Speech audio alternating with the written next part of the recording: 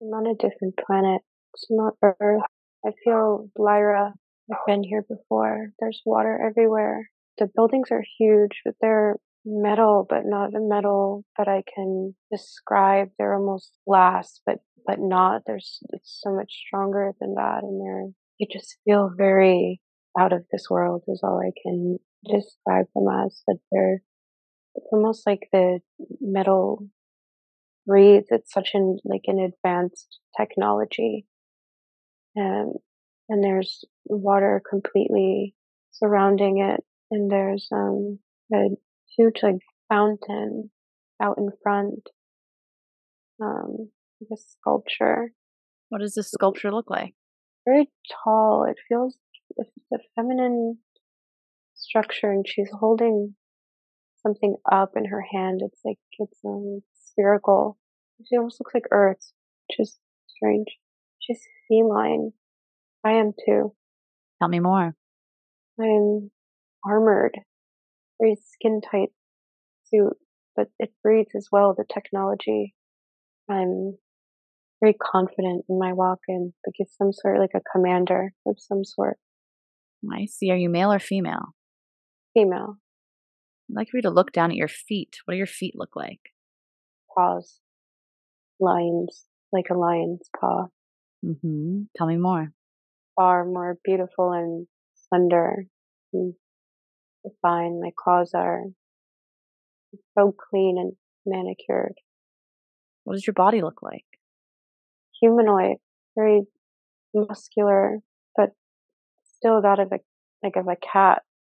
But I walk upright, and my shoulders are very poised back. My posture is insane, but very muscular. My waist is slender, and my legs are so strong. Like a kick will kill you. The suit, it's like an off-duty like armor. Like I'm not quite going to battle, but I'm still suited, almost like a spacesuit. But it's skin tight. It's a quad. It's made for the water. It's like a scuba like What does your face look like? feline, like very feminine, like slender but very strong bone structure, and my eyes are very feline, almond shaped, and they're slanted up. They're a green that I've never seen. They're almost like bejeweled, but they're like it's like they're green, but it's like they're made of water. It's such a clear, like crystal green. Is it just you there? Are there others around? There are others, a few outside going about their business. There are more inside, and I can feel others in another part of the city that's not here and very different. I'm in the capital. Tell me more. Inside, it's almost like a bazaar, or like lots of different things happening. A lot of people moving about. Some look like me, some don't. There are residences here as well who live here, not in this building, but connected to this building. There's a covered bridge of sorts that connects this building to the residences, and with big glass windows, so you can see out and down when you walk across it.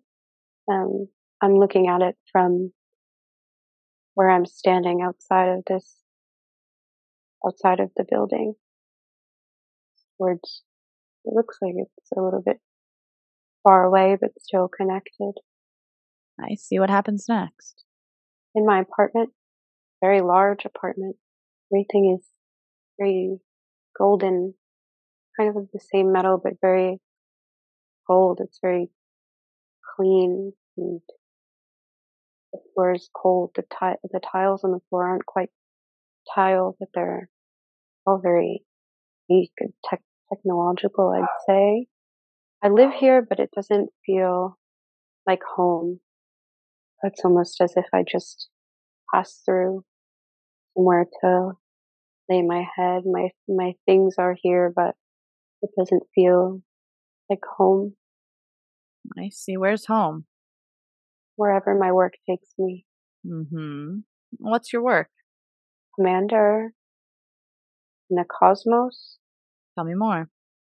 protector of the people, What people? all, Tell me more about that. all life. I watch What do you watch? for danger, for patterns.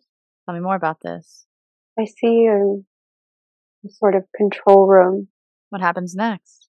I'm the only one up assessing everything. Everyone else is kind of head down, either typing or analyzing. It's like a circular, round control room. Everyone's kind of sitting around. There's control boards, one in the center circle, and then one in a ring outside of that. And I'm making my rounds. In the center, there's like a hologram of sorts. Of I see different planets, I guess. We can change the view to zone in or out of all of the cosmos, and we're watching for threats I see. What kind of threats? to life, to any life. I see. What happens next? Feel concerned, like I know something's coming, but we've not we haven't detected anything, but I know something's coming, and I feel concerned because I know something's coming, but I don't know how to stop it or what to do about it because we haven't detected anything to make a plan. And if I have no plan, I can't stop it, and if I can't stop it, people will die. What happens? I'm listening for higher guidance. I'm listening for I'm listening for a new way because this one has flaws. And if we can't detect the threat, we can't stop the threat. And I feel like our technology is failing, or I feel like I'm failing. Moving forward, what happens next? I'm back in my apartment and I'm having a conversation with someone. I'm confiding in someone. He has his arm around me and he's saying, everything's okay. You're the best at what you do.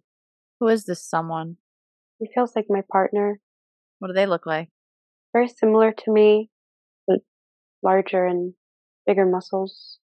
He's also feline. It feels like we don't have much time together because I'm always gone working, but it doesn't matter because our souls are we're we've imprinted on each other. Our souls are always together, even if we're not physically together. He feels everything that I feel and vice versa. And so it's like we're never actually apart. I see. What happens next? I'm in a ship, What's it look like?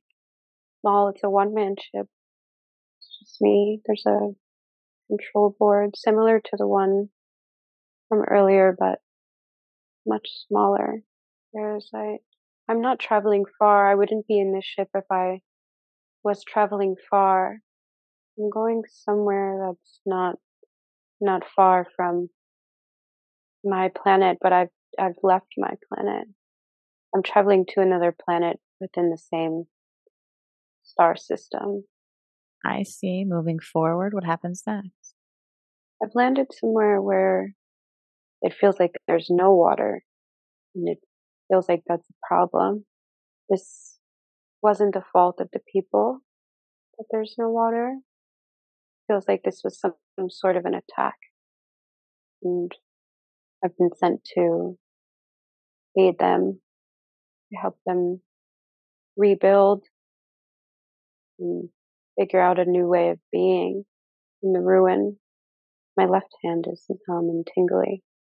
Actually, it's just my pinky and my ring finger on my left hand that are numb.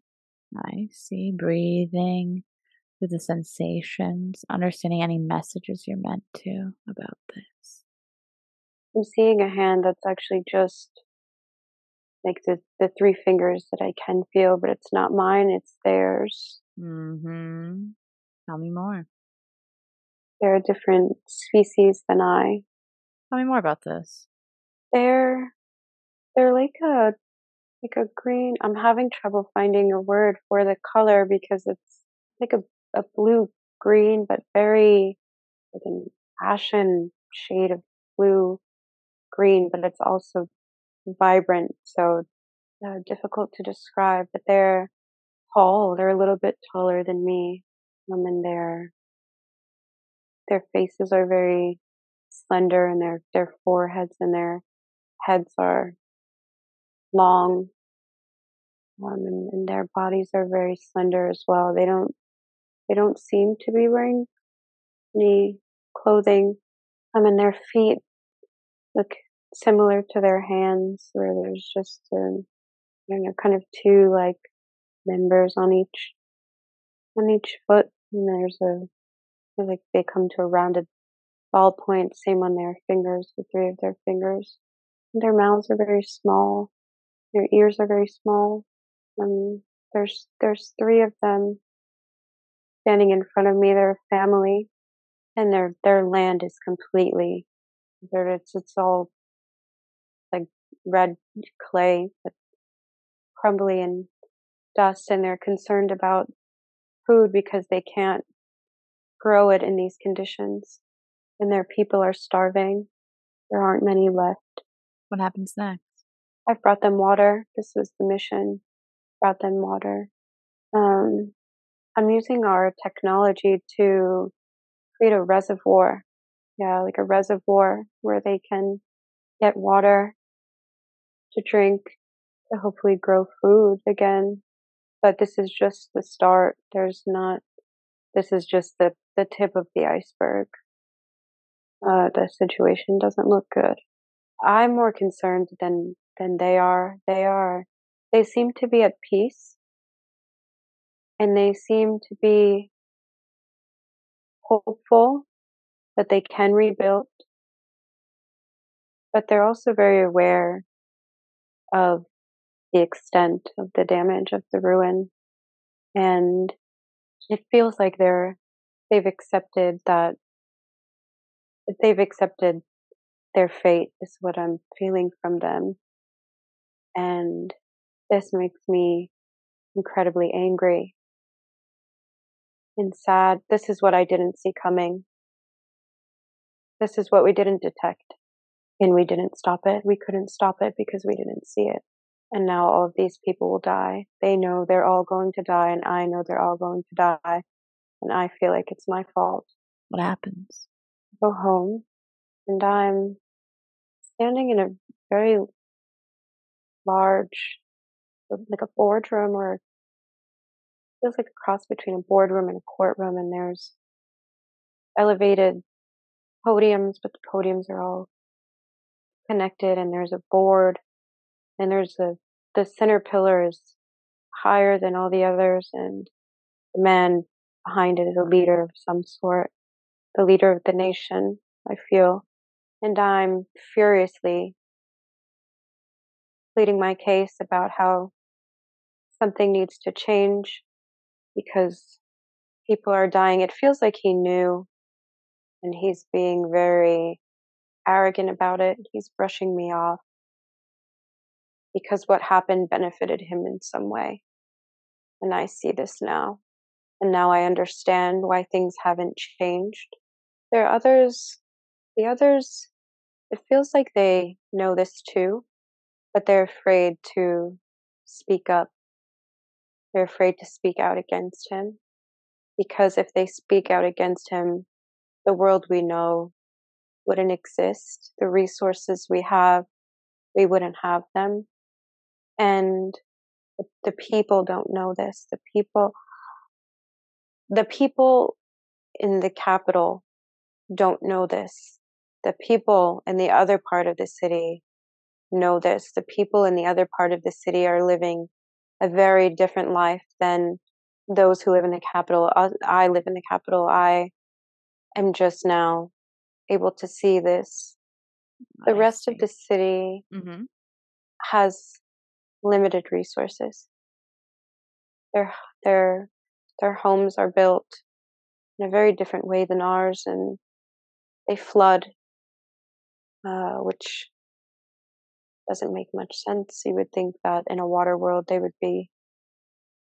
wouldn't flood, that they would be built for to protect against this, but all of those resources have gone into these grand structures of the capital and the housing in the capital, and this is why my apartment doesn't feel like home, because it doesn't feel right to live in luxury while the other half of the city, more than half of the city, has next to nothing.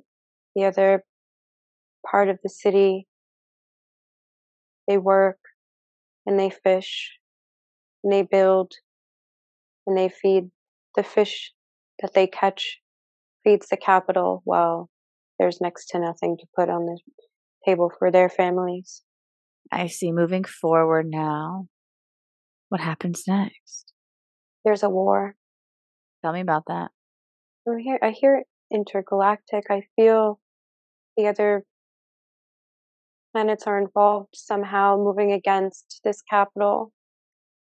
And there's so much effort being put forth, but it doesn't feel like it's moving things forward. I see, it looks like energy, because it's not like bombs or grenades or anything like that, but it's like energies, like anger and frustration and resentment being hurled at the capital, but the capital isn't shaken.